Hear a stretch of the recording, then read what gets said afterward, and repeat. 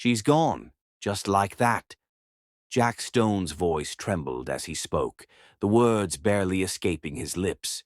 His eyes, bloodshot and wide with fear, locked onto Detective Liam Collins, who stood across the small kitchen table, silently absorbing every detail.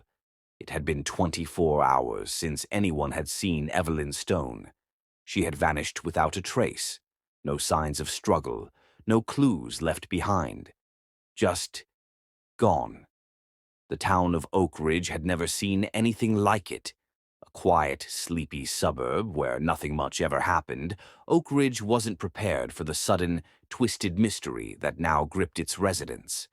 Everyone was talking about Evelyn Stone, the sweet, quiet librarian who stuck to her routine so much that people joked she lived by the clock. She wasn't the type to just disappear.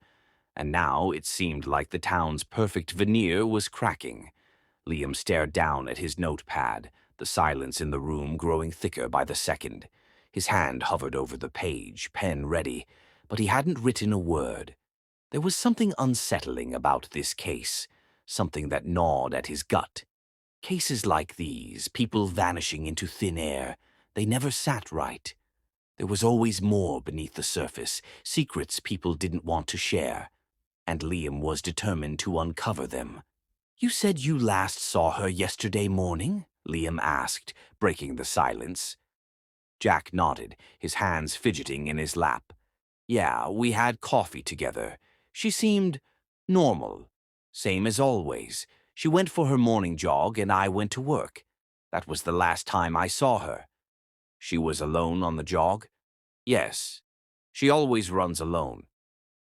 Liam scribbled something in his notepad, though he was barely paying attention to what he was writing. Something wasn't adding up.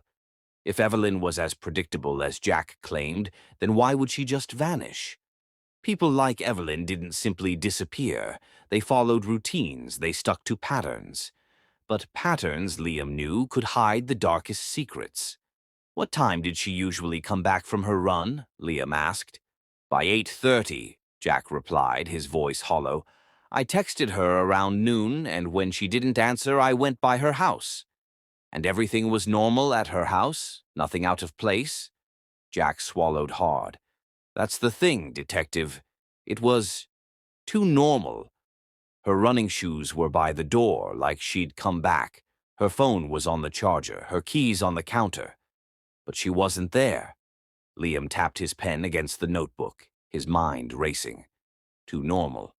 That was exactly what had bothered him when he first visited Evelyn's home earlier that morning. Her neatly made bed, the untouched breakfast on the table, the silence that echoed through the house.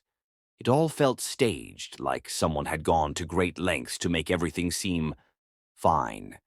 But nothing about this was fine. "What do you think happened to her, Jack?" Liam asked, watching the man carefully. Jack's face contorted with fear, his hands shaking as he wrung them together. "I don't know," he whispered. "I keep thinking. Maybe something bad happened.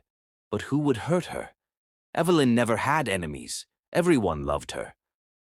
That was another thing that bothered Liam. No enemies.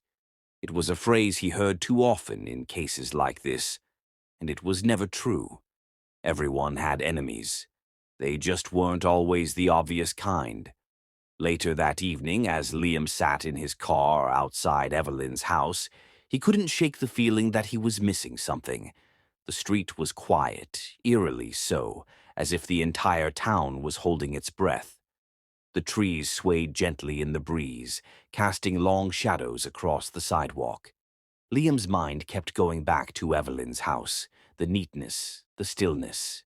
It was too perfect, too orderly. People who were in danger didn't leave everything neatly in its place. He opened Evelyn's file again, flipping through the pages. There wasn't much to go on. No signs of forced entry, no security cameras in the area, and none of the neighbors had reported seeing anything unusual. The only thing that stood out was the report Jack had filed earlier in the day. He'd sounded genuinely distraught, panicking when he couldn't reach his sister. But even that, Liam knew, could be an act. People wore masks all the time, hiding their twisted truths behind perfect facades. Just then, Liam's phone buzzed in his pocket. It was his partner, Detective Maria Vasquez. "I got something," she said, her voice tense. "Traffic camera footage from the corner near Evelyn Street. You'll want to see this." Liam's heart sped up as he drove to the station, his mind buzzing with possibilities. He wasn't sure what the footage would reveal, but he had a feeling it would be the first crack in this carefully constructed mystery. Maria was waiting for him in the dimly lit operations room, a serious look on her face as she gestured to the screen. This was from yesterday morning, right around the time Evelyn would have been finishing her run. Liam stepped closer, eyes narrowing as he watched the grainy black and white footage. A car, barely visible through the pixelated image, slowed down as it passed the intersection near Evelyn's house. And then, there she was. Evelyn Stone, standing on the sidewalk, looking completely at ease. She glanced around briefly before getting into the passenger seat of the car. Liam's stomach dropped. "She got in willingly," Maria said quietly, her eyes locked on the screen. The car pulled away, disappearing from view. Liam's mind raced as he replayed the footage. Why would Evelyn get into a car with someone? And more importantly, who was driving? The license plate was too blurred to make out, and the angle of the camera didn't give them a clear view of the driver. But it was clear that Evelyn wasn't being forced. She had chosen to get in. "She doesn't look scared," Liam said, more to himself than to Maria. "She looks calm." "Exactly," Maria replied, "which means she probably knew the person. A friend, maybe." Liam shook his head. "We need to dig deeper.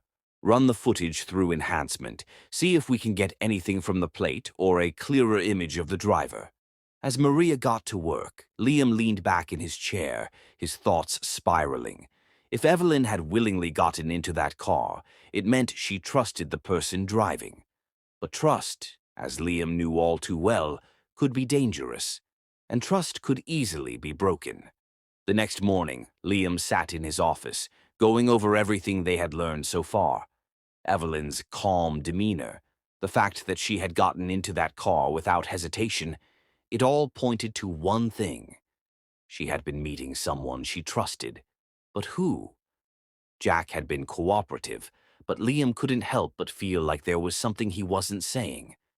The way he had reacted when Liam asked about Evelyn's routines, the slight hesitation in his voice, there was something there, something just beneath the surface. Just as Liam was about to call Jack in for more questioning, Maria burst into his office, her face pale. "I found something." Liam followed her to the operations room, where the enhanced footage was paused on the screen. The license plate was still too blurry to read, but the driver's face, though shadowed, was now clearer. And Liam's blood ran cold as he recognized him. It was David Harlow, a local real estate agent who had no known connection to Evelyn. At least, not on the surface. Liam stared at the screen, his mind reeling. Why would Evelyn be getting into a car with David? What did they have to do with each other? "Do we have an address for him?" Liam asked, his voice tight with urgency. Maria nodded. "I've already sent a team to check his house, but no one's answering. It looks like he hasn't been there for at least a day." Liam's heart pounded in his chest as he grabbed his jacket. He had a feeling they were running out of time. Whatever was happening, Evelyn was in danger, and they were one step behind. When Liam arrived at David Harlow's house, it was just as Maria had described. Empty. Too empty. The furniture was covered in dust, and the air smelled stale, as if no one had been there for days. Liam's gut twisted as he walked through the house, his eyes scanning every corner for something, anything, that might give them a clue. In the living room, a photo caught his eye. It was of David and a woman, smiling at some kind of event. The woman wasn't Evelyn, but something about her face looked familiar. Liam stared at the photo, trying to place her. And then it hit him. The woman in the photo was Sarah Davis, Evelyn's co-worker at the library. Liam's mind raced. Could Sarah have something to do with Evelyn's disappearance? Was she connected to David in a way they didn't know about? Before Liam could process it all, his phone buzzed again. It was Maria, her voice frantic on the other end of the line. "Liam, you're not going to believe this," she said, her words tumbling out in a rush. "We just got a call from the hospital. Jack Stone has been admitted. He was found unconscious in his home, and there's blood everywhere." Maria's words echoed in his mind. Blood everywhere? Unconscious? Was Jack a victim? Or was this something much darker? He couldn't shake the feeling that the twisted truth behind Evelyn's disappearance was only just beginning to unravel, and Jack's condition could be the key to it all.